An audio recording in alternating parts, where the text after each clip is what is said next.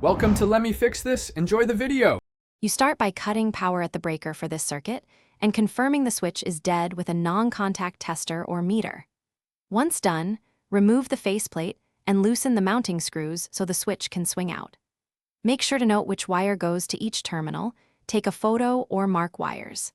You'll need clear access to the terminals to proceed safely, so tuck insulation back and create room to work without pulling wires excessively. You now identify the common /hot and any travelers. Label each with tape so you won't mix them up. Loosen the terminal screws or release backstabbed conductors, pulling wires gently to avoid damaging insulation. Inspect the new switch. Note which terminal is common and which are travelers, and transfer each wire to the matching terminal, wrapping copper clockwise under the screw for a solid connection. Once wired, tighten screws firmly, but don't over-torque. You want reliable contact without crushing the wire.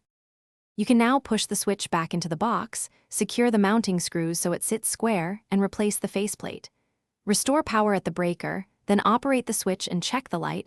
Also verify nearby outlets if they share the circuit. If the light doesn't work or you see flicker, turn power off again and recheck wire locations, terminal tightness, and any loose connections. For stubborn problems, use a multimeter to trace voltage and confirm the breaker and feed are live. Thanks for watching. If you found this helpful, don't forget to like and subscribe.